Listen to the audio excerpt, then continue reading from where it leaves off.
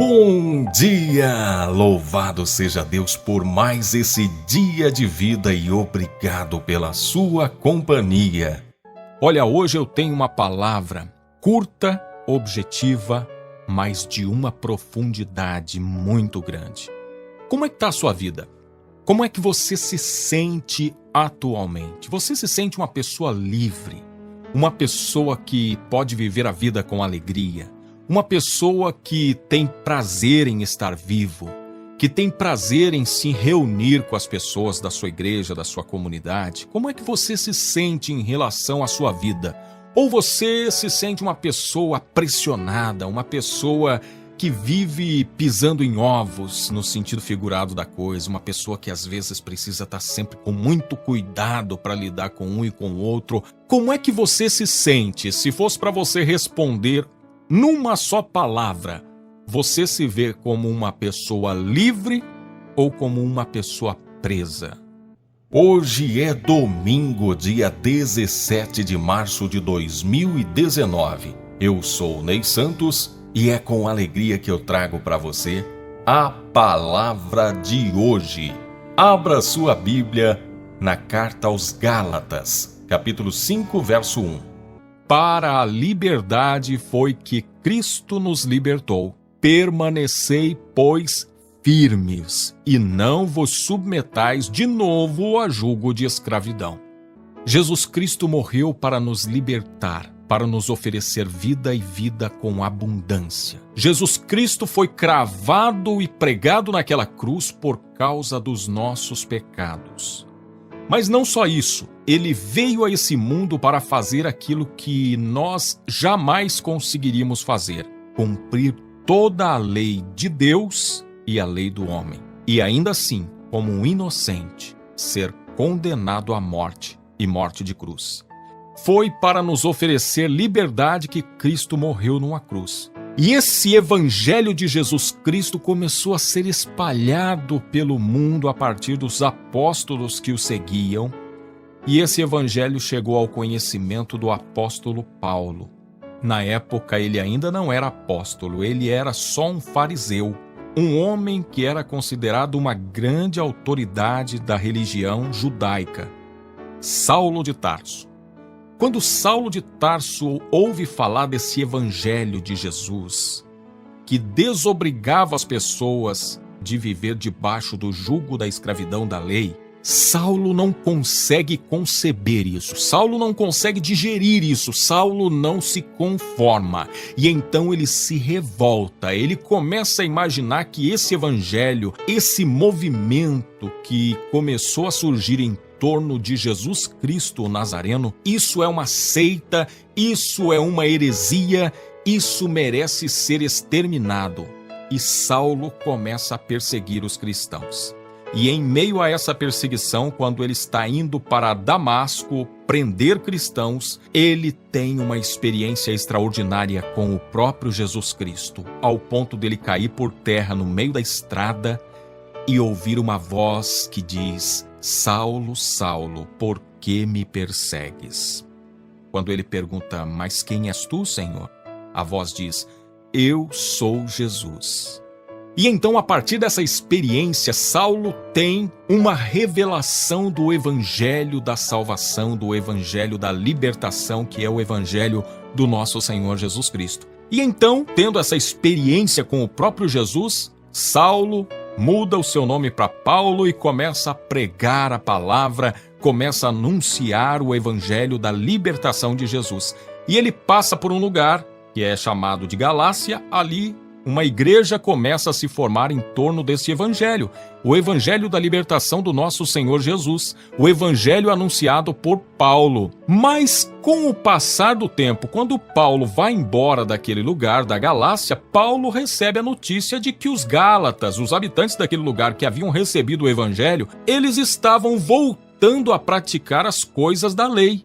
Eles estavam voltando a se submeter à circuncisão, a práticas da lei judaica. E aí Paulo se sente na necessidade de chamar a atenção deles, como quem quer dizer: meus irmãos, eu já anunciei a vocês que esse tipo de coisa não conduz o homem à salvação, esse tipo de coisa não coloca o homem melhor diante de Deus, esse tipo de coisa não é o suficiente para dar justificação ao homem. O que é suficiente é o evangelho da graça do nosso Senhor Jesus Cristo.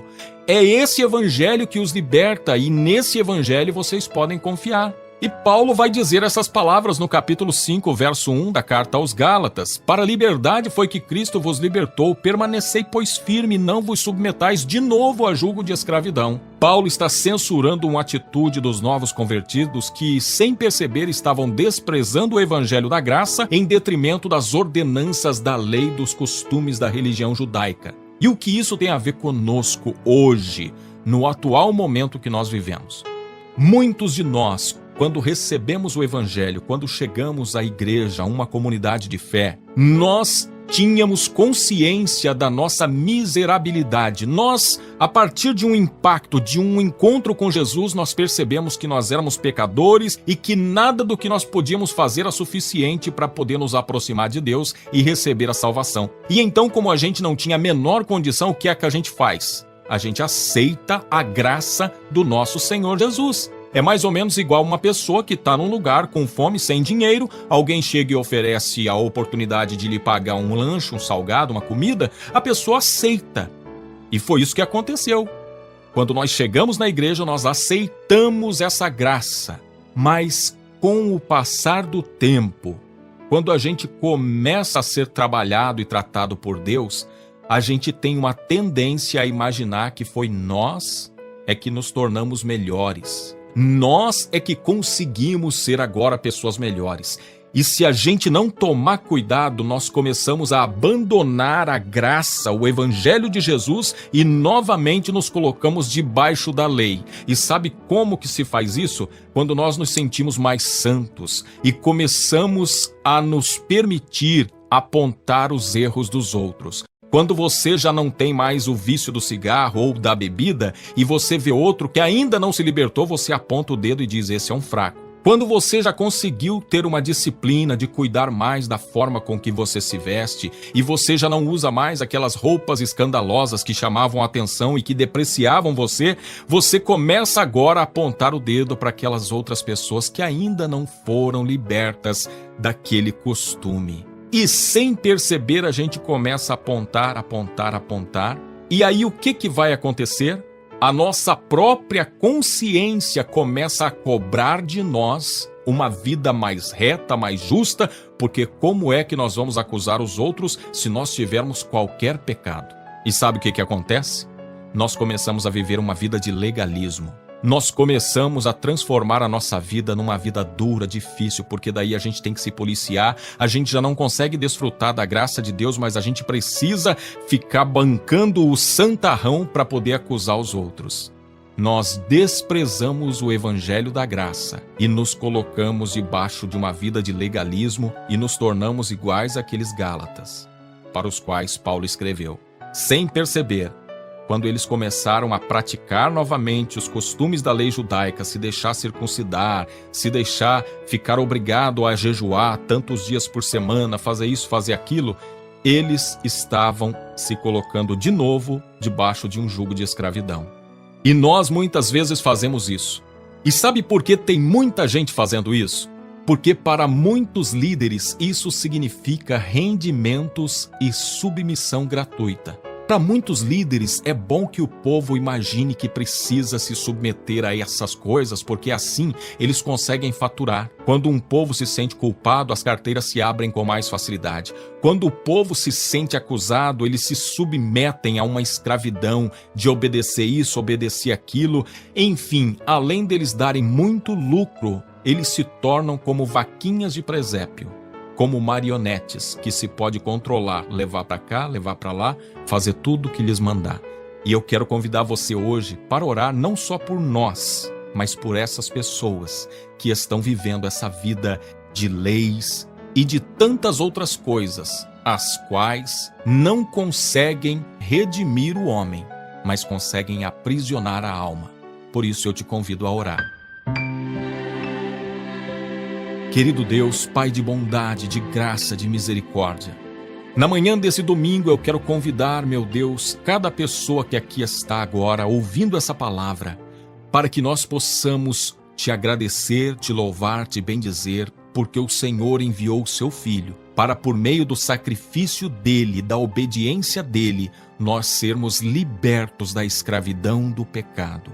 E graças àquilo que ele fez, nós podemos ser livres e podemos viver debaixo da graça misericordiosa do Senhor. Nos ajuda, Pai, a continuar firmes como Paulo ordenou aos Gálatas, que nós possamos permanecer firmes e não mais nos submeter a um jugo de escravidão. Livra-nos, ó Deus, também de sermos pessoas legalistas que vivem a acusar, a apontar o dedo, porque nós um dia já fomos miseráveis pecadores que não conseguiam dar um passo à frente ou para a frente, mas através da tua bondade, da tua graça, as portas da salvação se abriram para nós. E hoje, meu Deus, nós pedimos que nós consigamos ser instrumentos de salvação, não de acusação. Ajuda-nos, ó Pai, a ser acolhedores. E eu peço, meu Deus, para aqueles que vivem aprisionados debaixo do jugo da escravidão, seja da lei ou do pecado, que o Senhor possa proporcionar libertação a todos eles e que nós, ouvintes dessa palavra, possamos ser instrumentos de libertação para anunciar a todos eles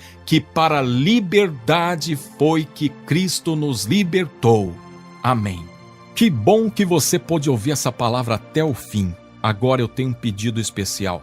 Inscreva-se no canal, clica no sininho para ativar as notificações, porque toda vez que eu gravar um vídeo você vai ficar sabendo. Clica no sininho, não esquece. Dá um joinha, por favor. Deixa um comentário, nem que seja um amém, mas escreve aqui. Eu estou lendo os comentários, na medida do possível estou procurando orar por eles, estou procurando apresentá-los diante de Deus e também estou respondendo alguns. Não esqueça de compartilhar esse vídeo, você me ajuda muito. Espalhe nos grupos, nas redes sociais. Eu sou Ney Santos e esse é o canal Jesus Me Defenda. Que Deus abençoe seu dia.